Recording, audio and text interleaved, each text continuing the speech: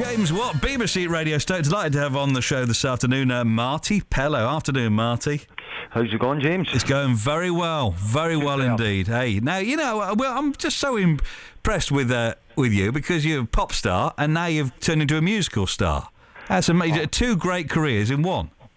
Oh, I mean, that's very nice of you to say that. You know, I think it's, you know, the musical theatre side of my career came to me, you know, pretty late on, and it was a pleasant surprise that I could find something that, you know, that I could get enthusiastic about just as much as a singer-songwriter. You know, to go in and inhabit these songs is brilliant. You know, you get to work, you know, sing the songs of Sondheim or, you know, Andrew Lloyd Webber. I mean, some of these, you know, phenomenal writing. You are responsible, from a point of view of a disc jockey on the radio, sure, of many months of, oh no, not that song again. Oh. You know, Love Is All Around, which was number one for sort of like, I don't know, 18, anyway, number one forever. A few months to say the least. Yeah, long time. It was Four Weddings and a Funeral and all that sort of thing, wasn't it? Yeah. That did it. Back a few years. We're going back a fair way with that one. But, you know, what was it like for you at that time when, you know, it was on the radio non-stop for months? Do you remember that time? Yeah, I do remember that time. You know, it was a lovely feeling to the country that I grew up in, embraced it with such enthusiasm. Not only this one, but all over the world. It was a massive hit for us, you know, and it was a great time in our career, you know, and it still brings a lot of enjoyment to millions of people when we go out and we tour with it, you know, or go out and sing it. They sing the song, it puts a smile on people's faces. So, you know, but at the time, as you say, you know, being number one for several months, it's like eating chocolate every day. You know, you think, oh, well, let's give someone else a shot. I mean, it must be. I mean, I don't know if is it like that if you're obviously a very successful band, Wet. That, you know, you're playing those songs a lot at the time. Do you get fed up of the song of playing your own songs after a while? Well, I think that, you know, when you release a song, you know, it's going to be part of your catalogue. You better be very happy with it, or as much as you can be, you know, because it might be a song that defines your career or something that brings enjoyment to millions of people, and you're the catalyst for that. So out of respect, and even more so now with Reg Presley no longer being with us, the man who penned the song, I think it's a wonderful song, and, you know, I love it. I love it when I played it to him and he said to me, I love what you've done with our song. Yeah, I mean, it beautiful. must... I mean, you know, a little bit of is there a niggle in there that, you know, it was one of the songs that you didn't write? That, you know? No, not at all. I mean, for the point of view financially, maybe you would think, oh well, you could be better about that, but I'm not in the slightest, because that isn't really what it was all about. You know what I mean?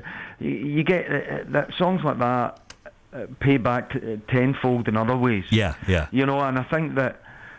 You know, I'm a singer of songs and I colour lyrics and I get it, you know. I mean, I've had more number ones with other people's songs than I have with my own, and I'm fine with that. Now we got Marti Pellow with us today, BBC Radio Star, and Marti, what is great is that you've now got this second career of doing the musicals, which you're doing, of course, at the moment. But where did that come from? How come you go from a sort of pop star to being a West End, you know, international musical star? Well, I think, you know, Pete Townsend, it's his fault. Yeah.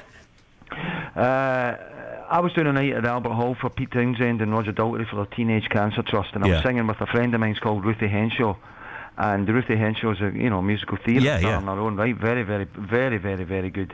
And you know, I was singing with her, and a couple of producers were in the audience from New York, and they said, Marty, come and do Chicago for us, because Ruthie was starring in Chicago at the time in Broadway, and it was just like, okay, I'll give it a shot. Let me listen to the music, and I fell in love with the whole Candle and Neb score, and that's what basically started it. So, is it very different singing one of your Wet hits to singing something from Chicago or Evita?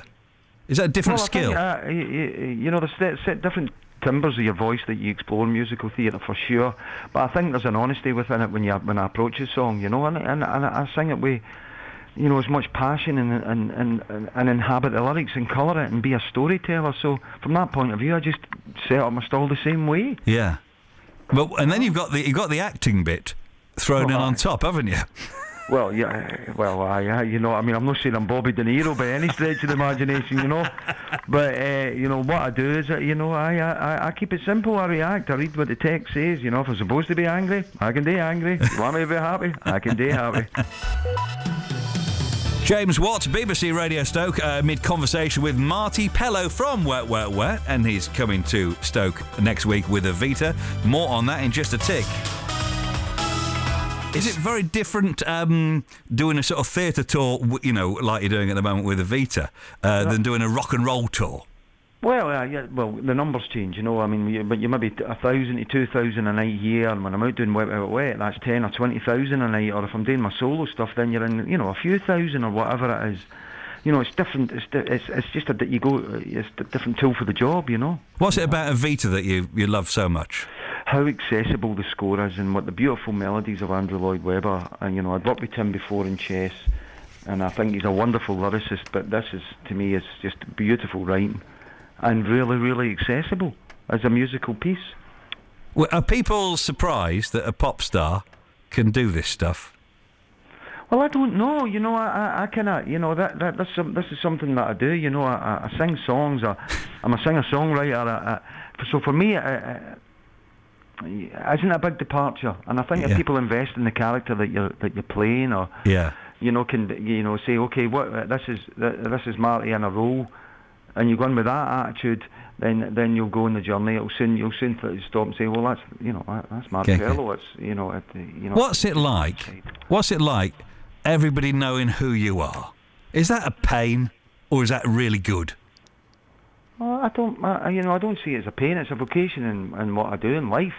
It's my job and it's my passion. Yeah. And you know, I enjoy it enormously, and I see that as a byproduct of my success. That people all come up and say to me, "Hello, you know, can I get an autograph?" Or, you know, as I go about my life, you know, I would love to think that people would think I was approachable, or, you know, I don't really see, you know, I don't see it as a problem. Yeah, well, not unless they're absolutely bonkers. Do you meet many bonkers people? Because there's a few bonker people. That was the whole reason I got into the game. So we got Evita coming here any day now, and a few days' time at the Regent. But then of course Wet are doing their thing, aren't they? Again before the end of the year.